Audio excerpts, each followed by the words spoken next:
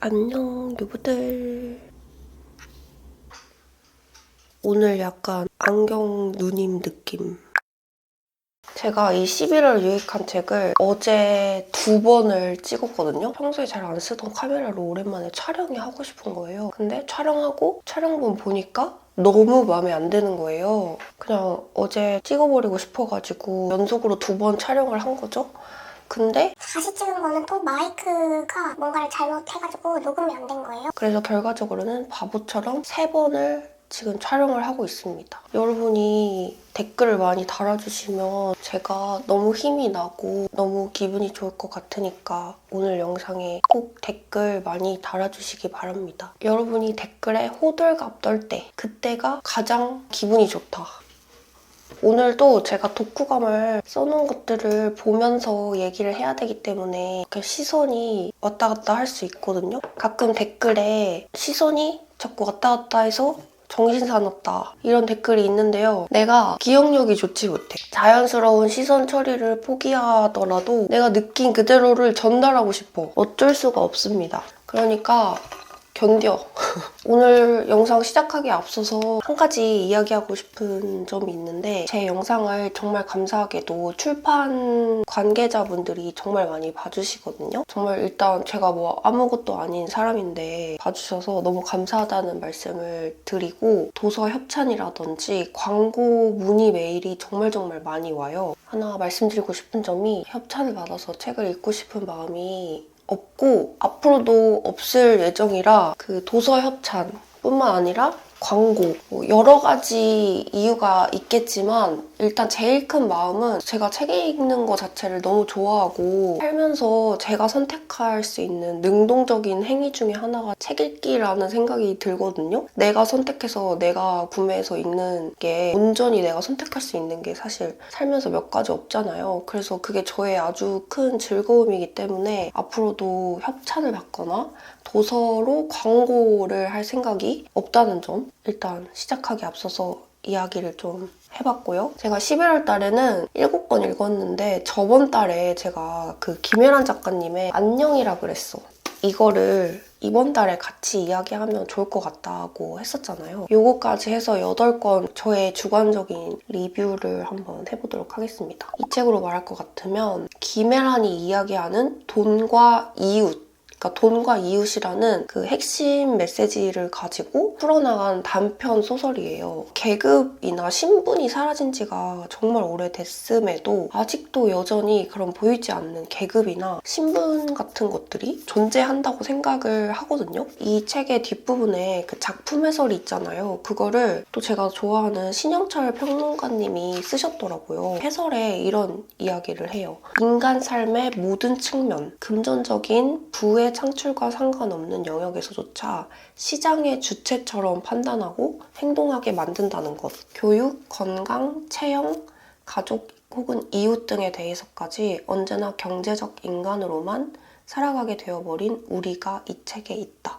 이렇게 해설에 쓰셨는데 저는 이거 보고 진짜 공감을 많이 했거든요. 체형 같은 경우만 봐도 이제는 돈이 많으면 많을수록 비만이 될 수 없겠다는 생각을 한 거예요. 뭐였지? 갑자기 이름 생각이 안 나는데 그 주사 맞는 것도 그렇고 사실 몸에 좋고 식단 관리하기 좋은 그런 음식들이 몸에 안 좋은 음식보다 현저히 좀 비싸잖아요. 그런 걸 보면은 진짜 이 신영철 평론가님 말씀처럼 교육이나 건강, 체형, 이웃까지도 돈에 의해서 좌지우지 되는 경우가 되게 많은 것 같다는 생각을 하게 됐어요. 삶의 모든 부분, 진짜 영위하는 모든 것들이 경제적인 거랑 이제는 연관이 안 될 수가 없다. 이 책이 그런 지점들을 굉장히 날카롭게 잘 녹여낸 책이라고 생각이 들고요. 그 첫 번째 단편에 직업이 좋은, 난다 긴다 하는, 내로라 하는 그런 직업을 가진 사람들끼리 홈파티를 하는 거예요. 원래 멤버가 아닌 이제 초대를 받은 멤버가 그 모임에 이제 참석해서 그들끼리 대화를 나누는 그런 내용이 첫 번째 단편으로 나오거든요. 그들의 대화를 들어보니 취약계층이라든지 부를 축적하지 못한 그런 사람들의 이야기를 이들이 약간 어떤 특권의식, 권위의식 같은 걸 가지고 이야기를 하는 그런 내용이 나오거든요. 그들이 그런 취약계층의 입장을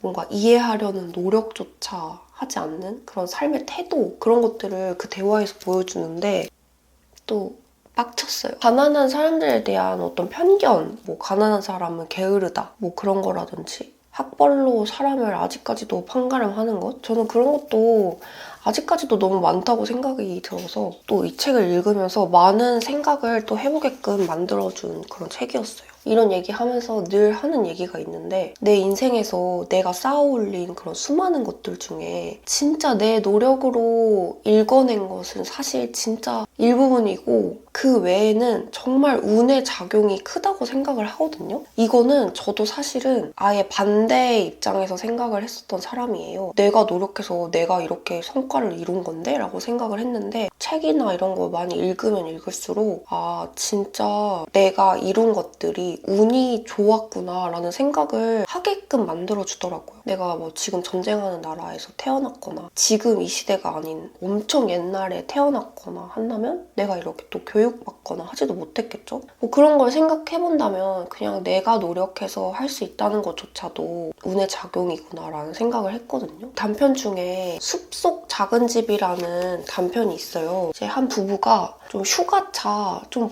장기간 여행을 가자 해가지고 휴양지 나라로 여행을 가요. 근데 여기에는 이제 어느 나라라고는 나오지 않았는데 한국에서 비행기로 7시간 가량 걸리는 나라의 산악 도시였다. 날씨 좋고 음식 맛있고 사람들이 착하다는 평이 있고 원시림이 있고 국내 여행 예산보다 훨씬 저렴한 물가도 한국의 3분의 1 수준이라서 체류 부담이 덜했다.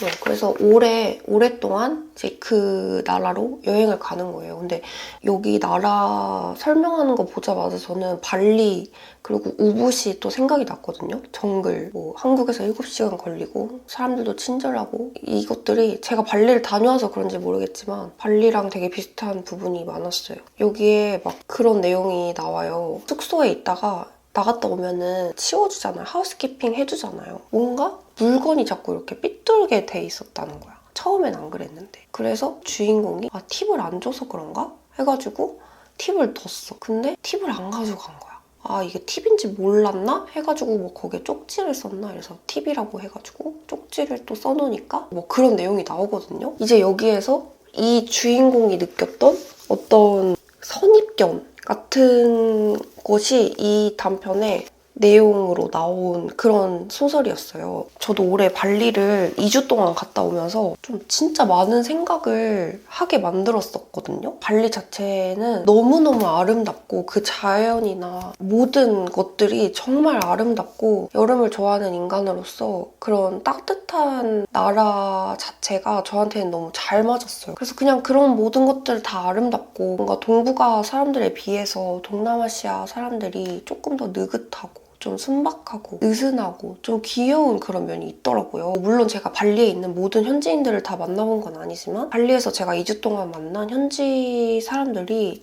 다 너무너무 좋았거든요. 귀여운 에피소드들이 진짜 많았단 말이에요. 그런 것들은 너무 좋았는데 발리에 은퇴한 서양인들이 진짜 많이, 특히 우붓에 진짜 많이 살고 스미냑이나 이런 곳에는 또 휴가를 즐기러 온 외국인 관광객들이 진짜 많단 말이에요. 그리고 또 여기 이 책에 방금 나왔었던 것처럼 상대적으로 저렴한 물가 때문이어서 그런지 장기 체류하는 사람들도 되게 많고 제가 거기서 2주 동안 있으면서 느낀 게 거기에 장기 체류하거나 아예 이주해온 외국인들, 발리의 자연이랑 그 현지 사람들을 막 쓰는 게 느껴졌었어요. 관광지라는 또 특성이 있으니까 더 그런 것도 있겠지만 사실 생각해보면 제가 하와이에 갔을 때는 그런 걸 전혀 못 느꼈었거든요. 근데 유독 발리가 너무 그 돈 주고 할 수 있는 과도한 서비스들이 너무너무 많아서 뭔가 그런 계급이나 신분을 생각하게 만든다고 해야 되나? 제가 그 2주 동안 있으면서 본 것만 해도 너무 많아. 그 사람들이 현지인한테 너무 막 하거나 너무 막 이렇게 부리는 느낌으로 하거나 당연히 그 나라의 룰에 지켜야 되는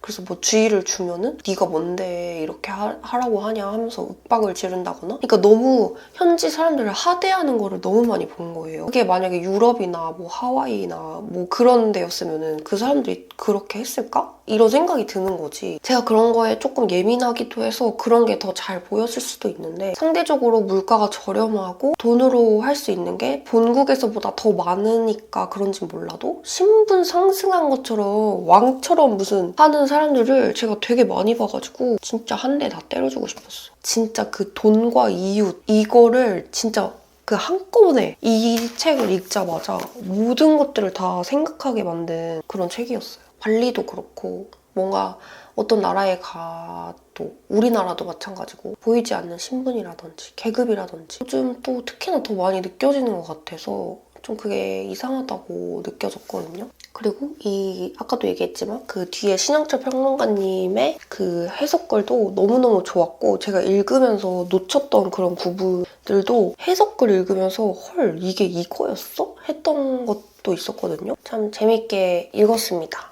다음 책은 이북 리더기로 전자책으로 읽었고요. 밀리의 소재도 있어요. 이용도 작가님의 눈물을 마시는 새 읽었습니다. 이 책도 제 영상에 민경 언니의 지분이 굉장히 많은데요. 민경 언니의 추천으로 언젠가 봐야지 했었던 그 눈물을 마시는 새를 드디어 읽었고 이 눈물을 마시는 새가 시리즈물인데 총 4권 중에 제가 이번에 1권을 완독을 했고요. 저는 이용도 작가님을 잘 몰랐는데 한국의 판타지 거장 이라고 하더라고요. 그래서 저도 엄청 기대를 하면서 읽었는데 일단 저의 감상은 이게 진짜 한국 소설이 맞나 싶을 정도로 엄청 세계관 그 스케일이 진짜 크고 진짜 촘촘하게 잘 짜여져 있다고 느껴졌어요. 아예 처음 보는 설정이나 처음 보는 종족 그런 게 있어가지고 해리포터나 반지의 제왕 뺨치는 그런 수준의 스케일이라고 느껴졌고 저는 이거를 1편을 다 완독하면서 느낀 게 이거 제발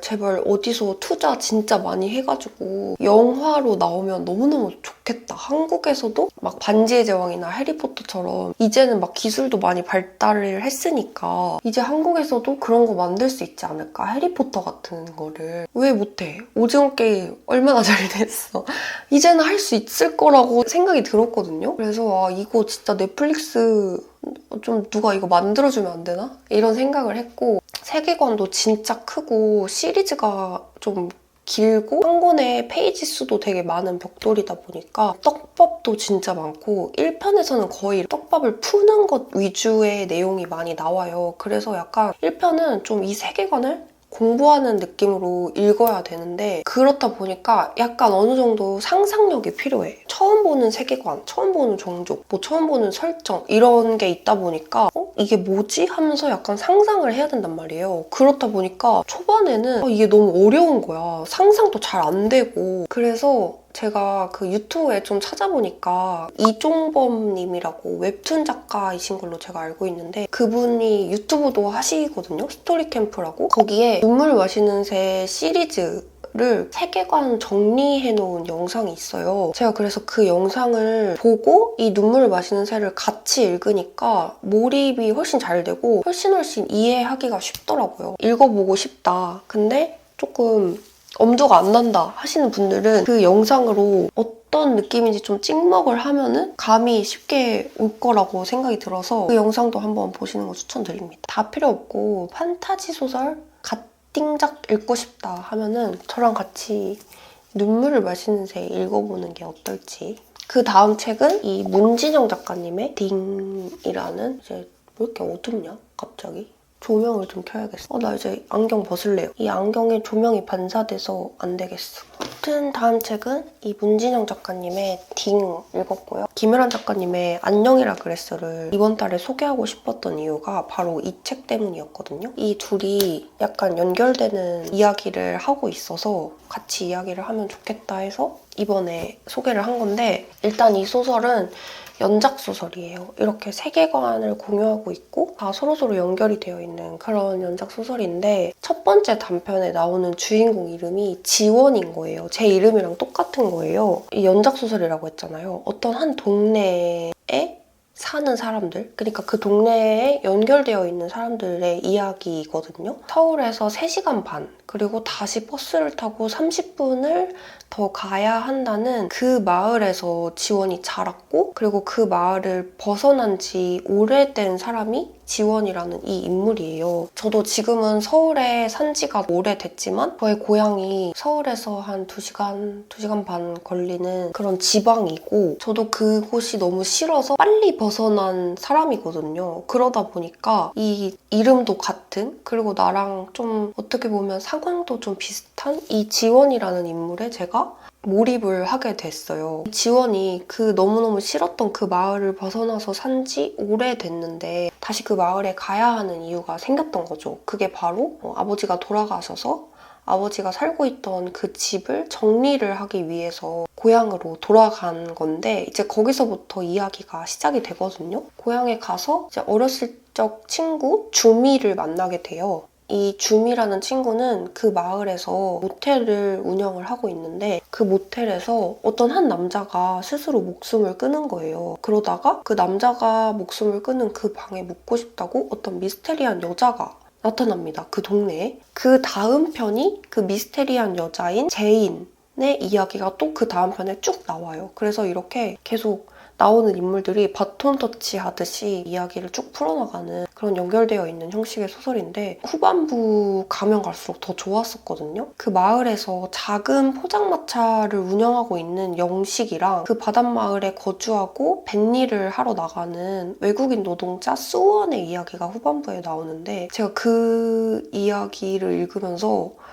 이 소설 너무너무 좋다, 이런 생각이 들었어요. 너무 마음이 아프기도 하고 따뜻해지기도 하고 인류의 통이 온 그런 내용이었거든요. 그래서 겨울에도 잘 어울리고 연말에도 너무 잘 어울리니까 꼭 한번 읽어보셨으면 좋겠고, 보통 우리나라 사람들이 외국에서 뭐 유학을 가거나 일을 하거나 이민을 가거나 우리나라 사람들이 그렇게 타국에서 생활하는 거는 쉽게 접할 수가 있는데, 우리나라에서 일하는 외국인 노동자들에 대한 이야기는 그들의 세계는 사실 잘 모르잖아요. 외국인 노동자의 입장에서 이야기를 풀어나간 게 저는 되게 신선하다고 생각했고, 그 부분이 안녕이라 그랬어. 보이지 않는 어떤 계급이라든지 너무 슬퍼. 그런 거에 대해서 좀 생각을 해보게 만들어준 책이라서 추천을 드리고 싶습니다. 그 다음 책도 이 이북으로 읽었는데 밀리의 서재로 읽었어요. 가제 노타미의 저소비 생활이라는 책을 읽었어요. 제가 11월부터 본격적으로 생활비 금액을 정해서 생활을 하고 좀 재정 관리를 빡세게 하기 시작했거든요. 가계부도 좀 체계적으로 쓰기 시작하면서 돈에 대해서 관리를 잘 해야겠다. 그리고 내가 경제 공부를 좀 많이 해둘 필요성이 있겠다 싶어가지고 경제책을 좀 읽어보자 해서, 약간 돈 주고 사긴 아깝고 밀리의 서재에 있는 베스트셀러들 하나둘 읽어보자 해서 읽었는데요. 제가 처음으로 책태기가 온 거예요. 경제책 읽고 책이 너무 읽기가 싫고, 경제책 읽으니까 책이 너무 안 읽히는 거예요. 그 책을 11월 달에 맨날 매일매일 읽긴 했는데 그 정도로 완독이 안 된 적이 없었거든요. 너무 책이 그냥 읽기가 싫은 거예요. 약간 이런 가벼운 에세이류부터 시작을 해야겠다 싶어가지고 그 트위터에 마침 RT도 타고 있어서 이 저소비 생활을 읽어봤어요. 이 책은 좀 특이한 게 돈 관리를 이렇게 저렇게 하세요, 이런 게 아니라 약간 돈을 대하는, 그리고 또 저소비를 하는 나의 소비 습관에 대한 나의 마음가짐에 대한 책이어서 경제 서적이라기보다는 약간 자기계발서 같은 느낌이라고 해야 되나? 저는 사실 어떤 현실적인 하우투가 필요했던 사람이었어서 큰 도움은 안 됐습니다. 그래서 저소비 생활 읽었고요. 그 다음 책은 저한테 실물책으로 없는데 도서관에서 빌려 읽었던 책이거든요. 바로 수지 린필드의 무정한 빛이라는 책이거든요. 이 책이 무슨 책이냐면, 제가 올해 약간 수전선택에 꽂혀가지고 수전선택 책을 좀 읽었었잖아요. 근데 제 친구가 이 수지 린필드의 무정한 빛이 수전선택의 입장을 반대하는 내용을 담고 있는 그런 책이야, 너가 한번 읽어봐, 재밌어 할 것 같아 해서 이제 도서관에서 빌려서 읽었어요. 왜냐면 절판됐어.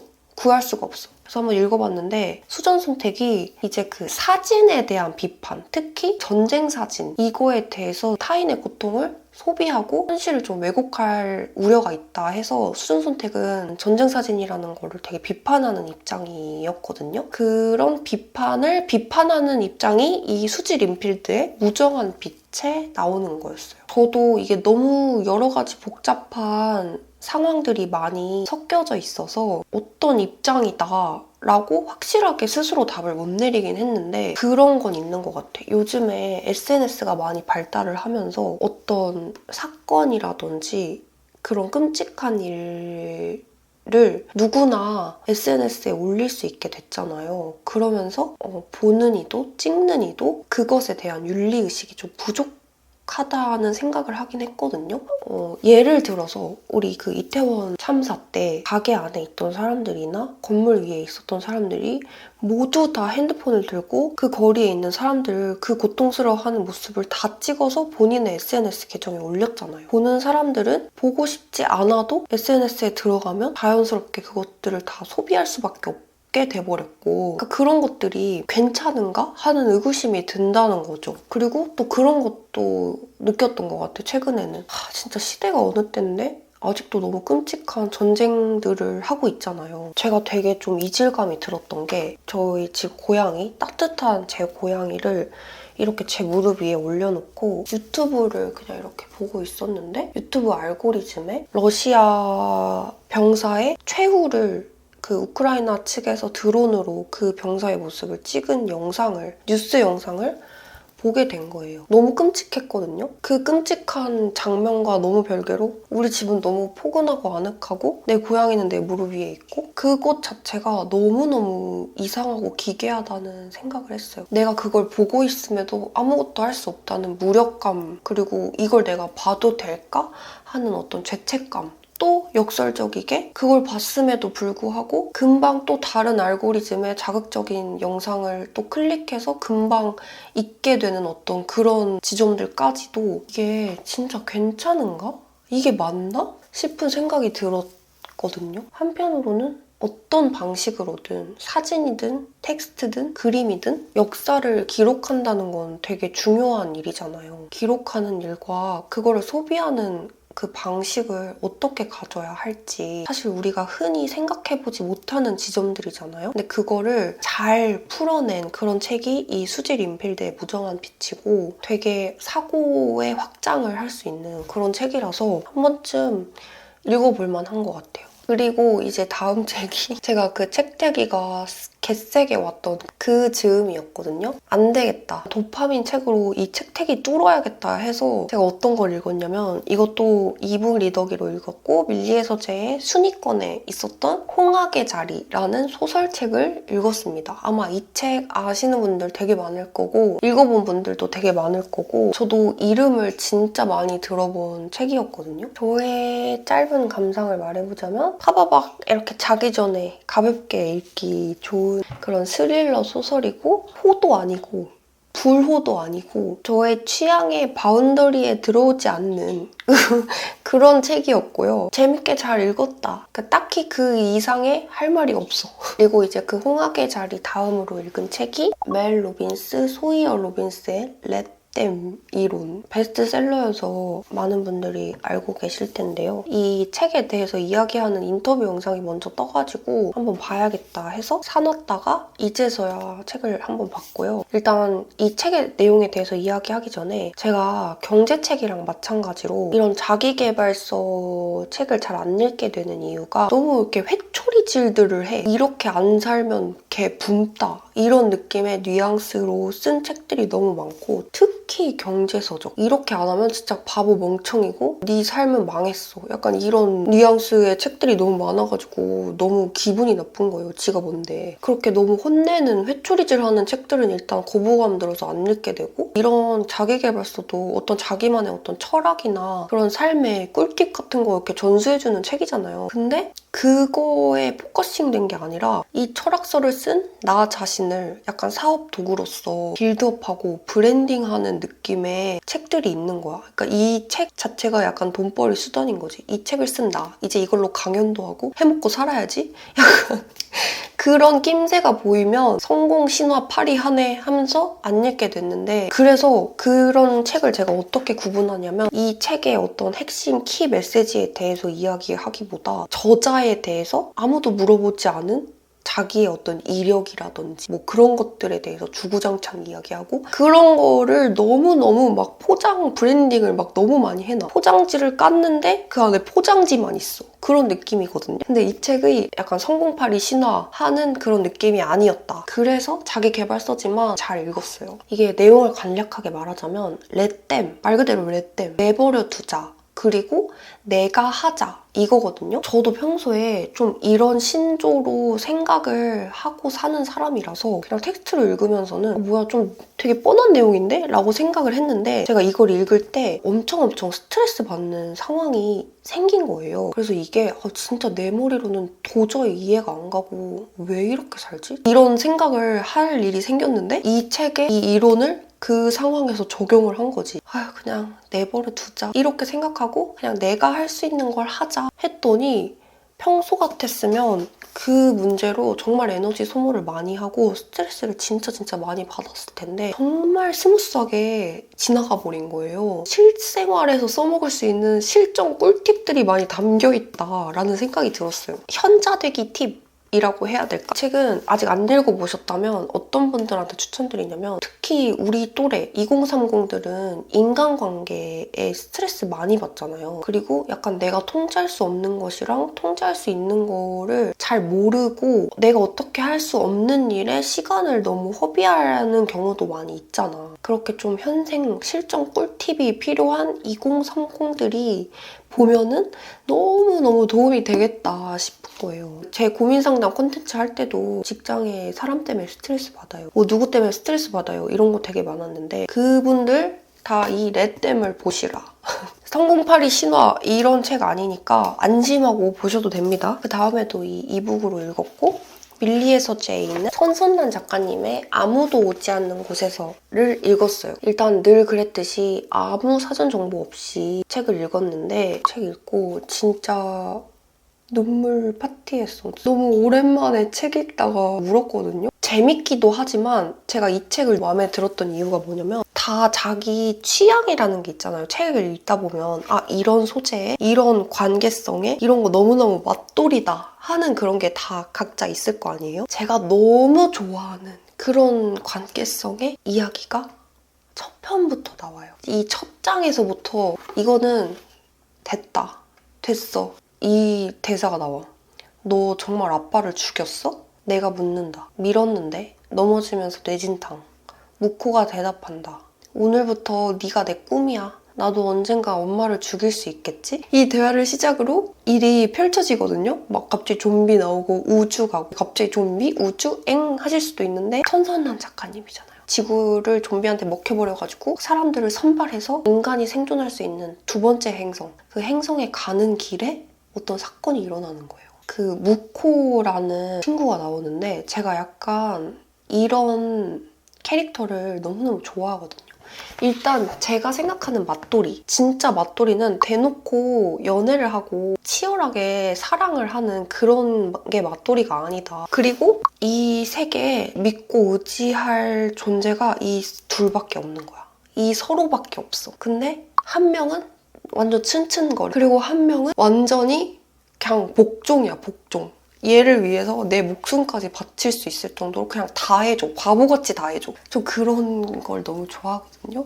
그냥 한번 잡숴봐요. 그 관계성이랑 그 이야기가 너무 좋고, 설정들이 너무 슬퍼서 막 눈물을 흘렸는데, 이게 1편이 딱 이제 끝났는데 단편인 거야, 이게. 저 이거 단편인지 모르고 읽었거든요? 너무 허망한 거야. 나 이 둘의 이야기 계속 보고 싶은데 너무 허망하고 너무 허탈하고 너무 여운이 가시지 않았는데, 나 다음 단편으로 다른 인물을 맞이할 준비가 아직 안 됐는데 이 단편이 끝나버린 거야. 진짜 제발 손선란 작가님 이거 장편으로 똑같이 이 설정으로 다시 써주시면 안 될까? 아무튼 그리고 이것도 연작 소설이거든요?